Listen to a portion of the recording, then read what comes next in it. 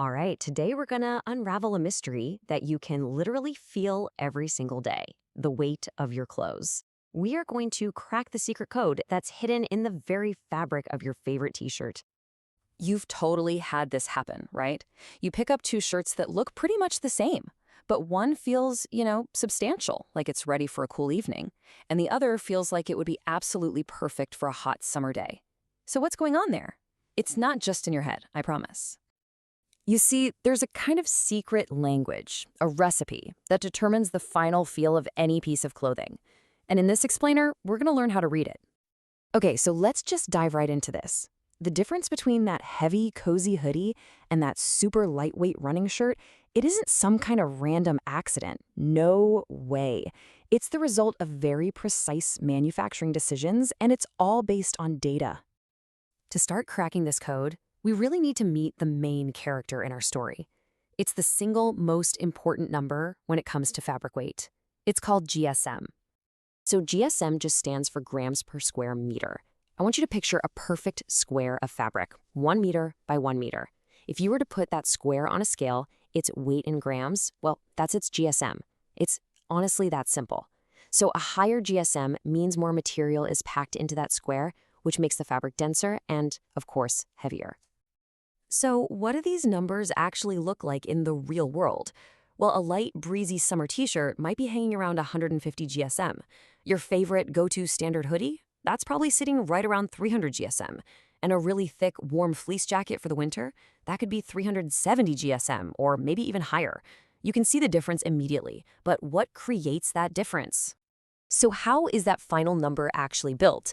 Well, GSM isn't just one thing. It's the result of a recipe that has two main ingredients: the thickness of the yarn itself and how tightly that yarn is stitched together. Okay, on the left, we have something called yarn count, which you'll see written as NE. Now, this one is a little bit tricky because it's an inverse measurement. A lower yarn count number actually means a thicker, heavier yarn. Weird, I know. On the right, we've got stitch length, and that one's much more straightforward. It's just the length of each individual loop in the knit. So a shorter, tighter stitch is going to pack more yarn into a smaller space. To help you remember that inverse rule for yarn count, just think about pasta. A low number, something like 20 ne, that's like your thick, heavy spaghetti. A high number, like 40 ne, that's more like delicate, lightweight angel hair pasta. So when it comes to yarn thickness, less is actually more. All right, so now we know the ingredients. Let's see how changing them affects the final dish, right? This is where we get to look at the actual data and see the science in action. Let's start with the big one. If you only change the thickness of the yarn, that pasta from before, what does it actually do to the GSM? Let's take a look at the numbers.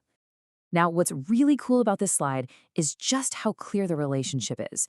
We're looking at data for what's called a 1-by-1 rib fabric. Just look at that first column. As the yarn count goes down from 40 to 28, meaning the yarn is getting thicker and thicker, now look what happens to the final GSM on the right. It jumps from a lightweight 160 all the way up to a hefty 220. And this chart just makes it crystal clear.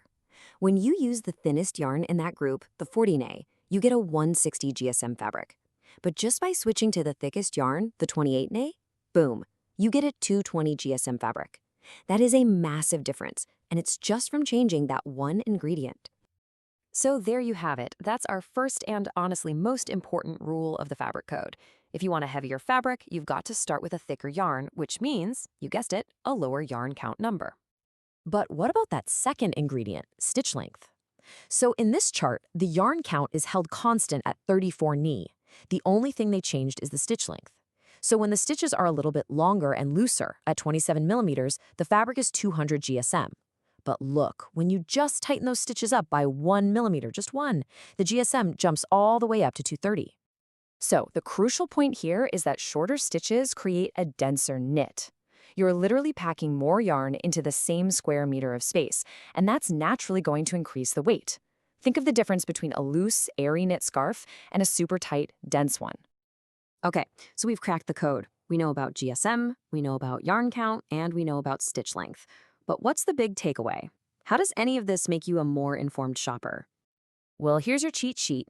A higher GSM means a heavier fabric, which usually translates to being warmer and more durable. A lower GSM means it's going to be lighter and more breathable. So if you're shopping for a winter hoodie, you want to look for specs that mention a low yarn count, like in the 20s or 30s. But if you want a great summer tee, you'd look for a high yarn count, something in the 40s. So the next time you're shopping, here's your new game plan. First, check the product description for a GSM number. You'd be surprised how many brands are providing this now. Second, match that number to what you need.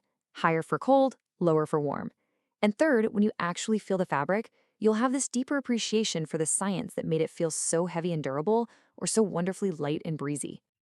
So there you have it. You are now officially fluent in the language of fabric weight.